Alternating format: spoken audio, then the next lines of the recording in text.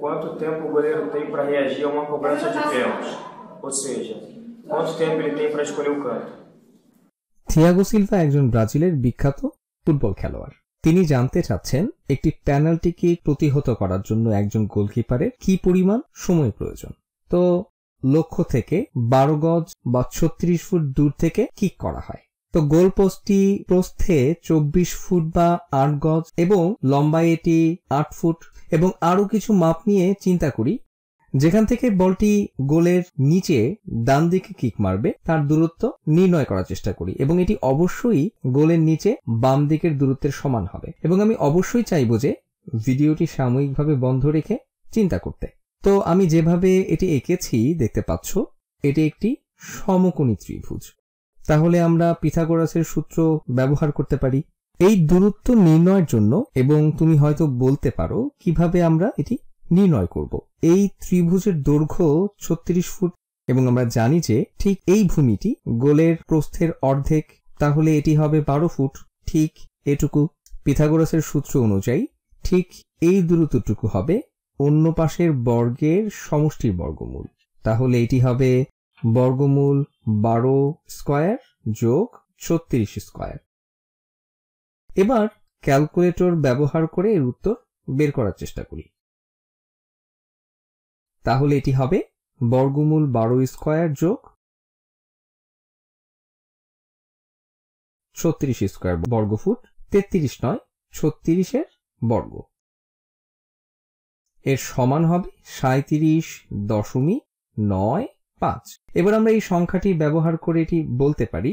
তো 37 দশমিক আমরা বলতে পারি 0.95 প্রায় 38 ফুট। তাহলে এটি প্রায় 37.95 ফুটের সমান এবং ঠিক এই দূরত্বটুকু সমান হবে। এবার দূরত্ব বের করি আর একটু বেশি দূরত্ব ডান দিকে উপরের দূরত্ব যেটি বাম দিকের উপরের দূরত্বের সমান হবে এবং আরো একবার আমি ভিডিওটি থামিয়ে নিজে নিজে চিন্তা করার জন্য উপদেশ দিব। তো আবার আরো একটি সমকোণী ত্রিভুজ আঁকি এবং এটি ততটা স্পষ্ট নয়, কিন্তু আমি যদি বল থেকে একটা সরল রেখা আঁকি এক্ষেত্রে গোলের উপরের ডানে এতে আমি একটি সমকোণী ত্রিভুজ আঁকতে পারতাম। তো দেখো এই কোণটি 90 ডিগ্রি, এক পাশে 37.95 ফুট, অন্য পাশে 8 ফুট লম্বা এবং এই দূরত্বটুকু হবে বর্গমূল 37.95 স্কয়ার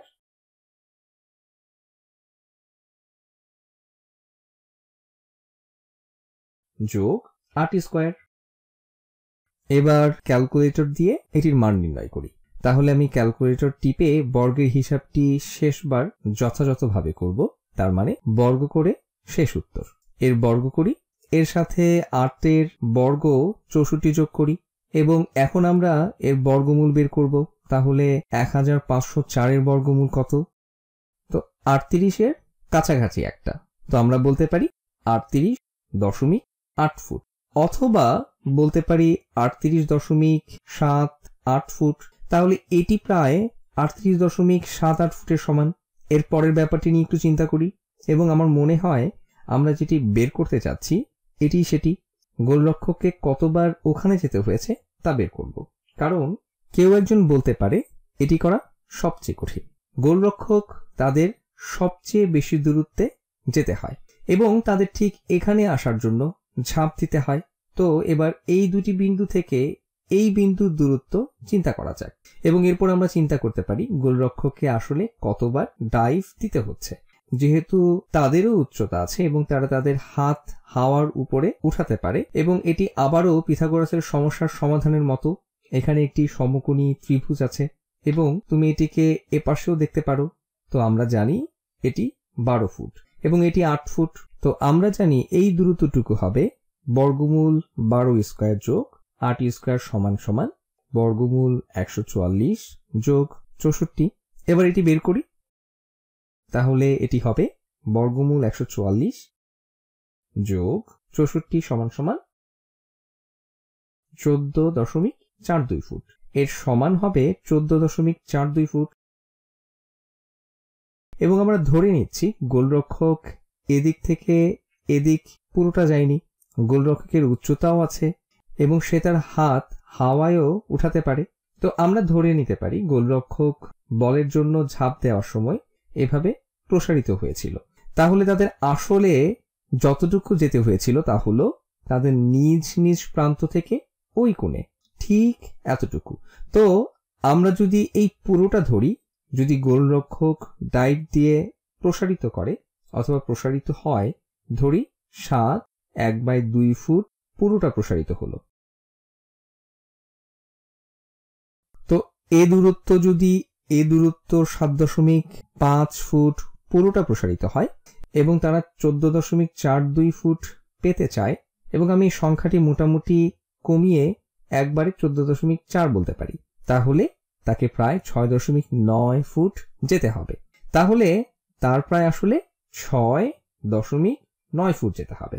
তো এই ডান দিকের উপরের অথবা বাম দিকের উপরের কিকের জন্য বলটি যাবে 38, প্রায় 39 ফুট, 38.8 ফুট, 38.78 ফুট, এবং গোলরক্ষককে যেতে হবে 6.9 ফুট। এখন আমরা জানি বলটি কতটুকু যাবে আর গোলরক্ষককে কতটুকু যেতে হবে।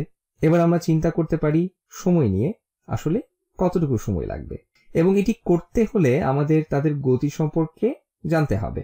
তো আমি ইন্টারনেটে একটু গবেষণা করে দেখেছি এবং একটি পেনাল্টি কিক, দ্রুত পেনাল্টি কিক ঘন্টায় 60 মাইল হতে পারে। যদিও ঘন্টায় 80 মাইল বা তার থেকে বেশি গতির কথাও অথবা এই সম্পর্কে উল্লেখ আছে, কিন্তু দ্রুত পেনাল্টি কিকের জন্য ঘন্টায় 60 মাইলই আমি ধরে নিচ্ছি। তো এটি কিকের গতি বা বলের গতি, এবং ধরে নেই লোকটি ঘন্টায় 15 মাইল বেগে ঝাঁপ দিতে পারে, যেটি যথেষ্ট গতিশীল দাঁড়ানো অবস্থা থেকে। তো এটি আসলে একটু আক্রমণাত্মক। তো ঝাঁপের গতি আমি এটি লিখছি, গোলরক্ষকের ডাইভের গতি লিখলাম ঘন্টায় 15 মাইল, এবং যেহেতু আগের সবই ফুটে তাই এটিও আমরা ফুটে রূপান্তর করে নেব। তো ঘন্টায় 60 মাইল। যদি এটিকে ফুটে রূপান্তর করতে চাই তাহলে আমাদের মনে রাখতে হবে 60 মাইল সমান সমান 60 গুণ 5280 ফুট। তাহলে প্রতি মাইল সমান সমান 5280 ফুট। তো এতে আমি ঘন্টায় ফুটের হিসাব পাবো, কিন্তু আমরা এটি ঘন্টায় চাচ্ছি না, আমরা যাচ্ছি ফুট পার সেকেন্ডে। তো এটি হলো ঘন্টায় ফুটের হিসাব। সেকেন্ডে বের করতে হলে তোমাকে 3600 দিয়ে ভাগ করতে হবে, কারণ আমরা জানি 1 ঘন্টায় 3600 সেকেন্ড।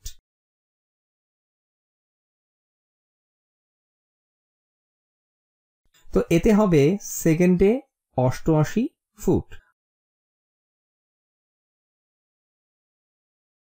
বলের জন্য প্রতি সেকেন্ডে 88 ফুট, এবং এখন গোলরক্ষকের জন্য একইভাবে করব। তো 15 গুণ 5280 হলো ঘন্টায় কত ফুট যেতে পারে তার হিসাব, কিন্তু আমরা এটি সেকেন্ডে চাচ্ছি। তো আমরা এটিকে 3600 দিয়ে ভাগ করতে চাচ্ছি, এতে পাবো সেকেন্ডে 22 ফুট। তো এর সমান হবে সেকেন্ডে 22 ফুট প্রতি সেকেন্ডে 22 ফুট। তাহলে এখন আমরা এই গতিগুলো ব্যবহার করে বের করব বলটি কত সময়ে এই বিন্দু থেকে ডান দিকের উপরে পুরোপুরি যেতে পারে। তো আমাদের মনে রাখতে হবে যে দূরত্ব সমান সমান গতি গুণ সময়, অথবা আমরা যদি সময় চাই আমাদের দূরত্বকে গতি দিয়ে ভাগ করতে হবে। তাহলে বলের জন্য সময়, তো বলের জন্য সময় হবে 38.8 ধরে বেশ কিছু সংখ্যা এখানে এলোমেলো ভাবে ধরে নিতে হবে। এর সমান হবে 38.8 ফুট ভাগ 88 ফুট প্রতি সেকেন্ডে, যার সমান হবে 38.8 ভাগ 88, যেটা হবে 0.44 সেকেন্ড। তো এটা লিখি, তো এটা হলো 0.44 সেকেন্ড, অথবা 1 সেকেন্ডের 44/100। 1 সেকেন্ডের অর্ধেকের কম সময় লাগবে ওখানে যেতে।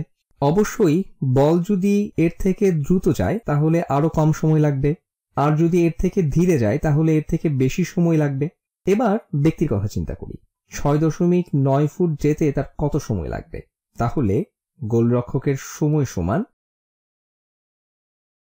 6.9 ফুট, আমরা এটি ধরে নিচ্ছি যে সে ওই অবস্থানে আছে এবং প্রসারিত অথবা ঝাঁপ দেওয়া শুরু করেছে, অথবা সে প্রসারিত হয়েছে যখন সে হাওয়ায় ঝাঁপ দেওয়া শুরু করেছে। তাহলে এটি হবে অবশ্যই, আমি ধরে নিচ্ছি, 6.9 ফুট ভাগ 22 ফুট প্রতি সেকেন্ডে। তাহলে আমরা পাবো 6.9 ভাগ 22 সমান সমান 0.31। এটি প্রায় 0.31 সেকেন্ডের সমান। তো আমরা দেখতে পাচ্ছি বলটি এখানে 44 ভাগ 100 সেকেন্ড সময় নেবে। গোলরক্ষক যদি ধরে নেই ঘন্টায় 15 মাইল, সেখানে যেতে তার তাহলে 31 ভাগ 100 সেকেন্ড লাগবে। এবং একমাত্র পার্থক্য হলো সিদ্ধান্তের ব্যাপার কোথায়, আরো স্পষ্টভাবে ঝাঁপের অবস্থান যেতে কখন ডাইভ দেওয়া শুরু করবে। ডাইভ দেওয়ার চূড়ান্ত সিদ্ধান্ত, তো এই দুটো ব্যাপারের পার্থক্য হলো একমাত্র নতুন রং দিয়ে লিখি, এটা হলো 13/100 সেকেন্ড সিদ্ধান্ত নেওয়ার, এবং এজন্যই পেনাল্টি কিকগুলো এত বেশি পরিমাণে সফল হয়, যা অধিকাংশ মানুষের প্রতিক্রিয়া দেখানোর সময়, এমনকি পেশাদার খেলোয়াড়দের প্রতিক্রিয়া দেখানোর সময়ের কাছাকাছি। এই বিষয়েও ইন্টারনেটে একটু গবেষণা করেছি, অন্যান্য লোকজনের প্রতিক্রিয়ার সময়ের থেকে কম নয়, বরং দ্বিগুণ বা তারও বেশি। তো তাদের যদি সঠিক সিদ্ধান্ত নিতে হয় এবং তারা যদি ঘন্টায় 15 মাইল বেগে ডাইভ দেওয়া শুরু করে, তাহলেই তারা 1/10 বা তার একটু বেশি সময় পাবে সিদ্ধান্ত নেওয়ার। এখন এর সবই অনুমান, আমি যা করেছি। তুমি এর থেকে কম বা বেশি ধরে নিতে পারো যে কত দ্রুত তারা ডাইভ দিতে পারে, কত দ্রুত বল যাবে সেটির অনুমানও, এবং তুমি গোলটি কোনভাবে দেখবে সেটিও তুমি ভিন্নভাবে দেখতে পারো। সম্পূর্ণই তোমার অনুমানের উপর নির্ভর করবে প্রতিক্রিয়ার সময়টুকু কত হবে।